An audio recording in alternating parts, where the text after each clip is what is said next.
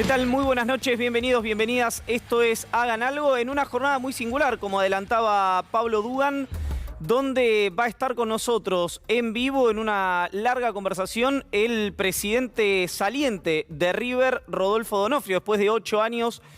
al frente de River Plate, en una jornada muy particular para los hinchas de River, por la continuidad naturalmente de Marcelo Gallardo y la inminencia de un festejo por la obtención de la Copa Libertadores frente a su clásico rival. Va a estar hablando con nosotros D'Onofrio, pero no solamente de la situación del mundo del fútbol, sino y fundamentalmente qué le depara al presidente de River como una figura de alcance nacional los próximos años, la próxima etapa. Se impone una pregunta evidente y que se viene haciendo hace algunos años en torno a la figura. En algún momento fue de Mauricio Macri, más acá en el tiempo fue de Matías Lammens y ahora se puede hacer, o de Marcelo Tinelli, y ahora se puede hacer en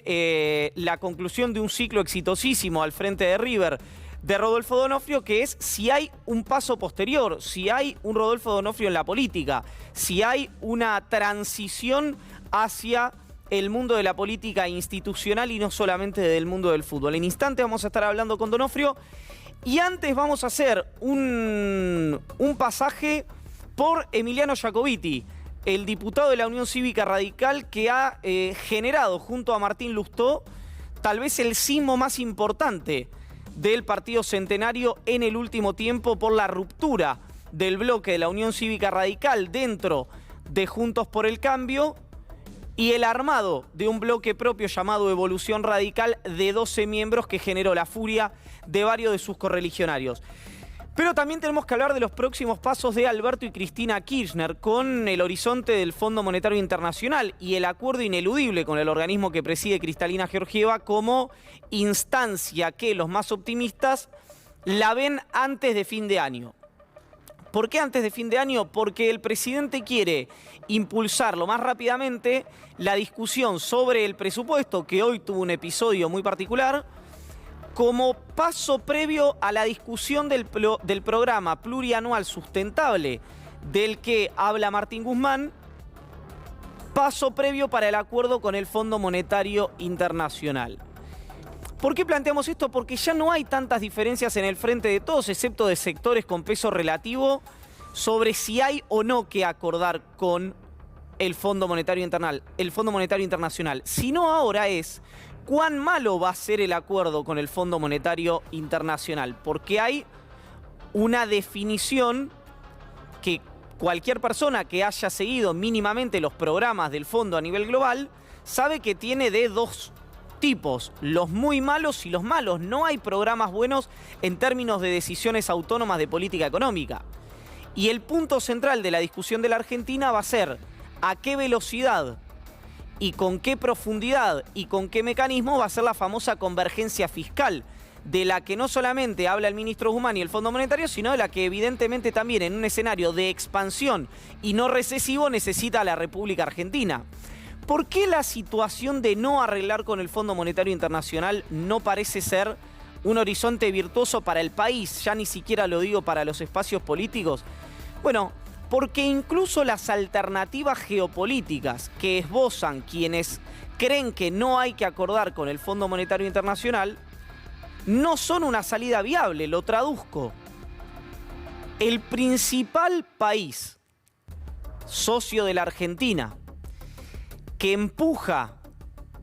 al gobierno nacional a acordar con el Fondo Monetario Internacional es la República Popular China, que dice: yo puedo ser prestamista de la Argentina toda vez que acuerde con el fondo. No voy a ser prestamista de la Argentina para que se pare sobre las reservas o se siente sobre las reservas y negocia a partir de ahí con el Fondo Monetario Internacional. Un caso muy emblemático son los proyectos nucleares o las represas Kirchner-Zepernik. El mismo caso es para la Federación Rusa,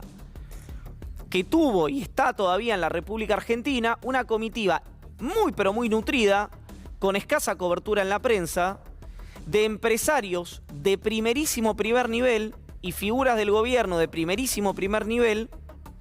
que se reunieron con los principales funcionarios de nuestro país y con los principales empresarios de nuestro país, con la asesora Cecilia Nicolini oficiando de yerpa para la comitiva, para explorar inversiones en la Argentina, toda vez que acuerde con el Fondo Monetario Internacional.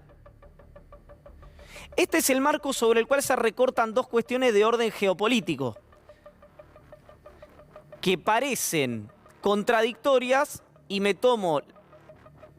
la licencia de decirle que en mi verdad relativa son complementarias. Y paradójicamente ocurre en el mismo día. Una es la asistencia vía remota y con un mensaje grabado de Alberto Fernández a la Cumbre de las Democracias convocada por Joe Biden, donde no van a estar la República Popular China, donde no va a estar la Federación Rusa y donde no va a estar el Estado Plurinacional de Bolivia. Algunos dijeron que al estar Taiwán eso es un desplante a China porque China no reconoce a Taiwán. Se olvidan que Estados Unidos tampoco reconoce a Taiwán. Pero al margen de esos olvidos inoportunos,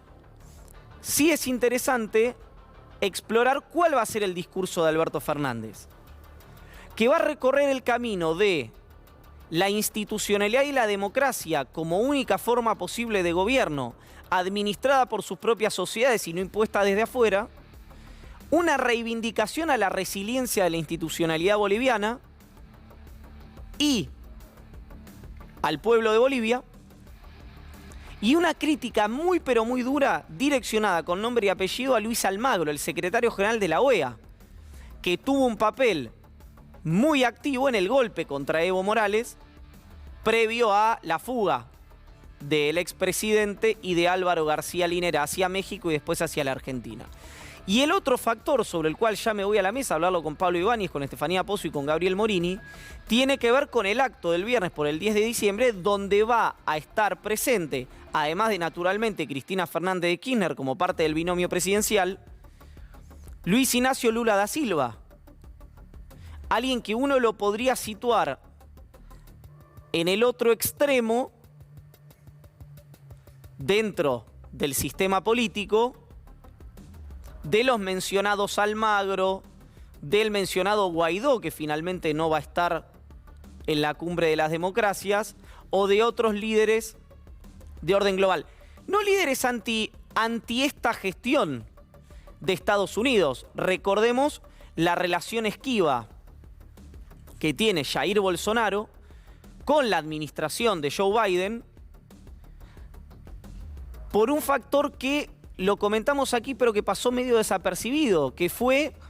cuando Bolsonaro le dice a Jake Sullivan, el encargado de seguridad de la administración Biden,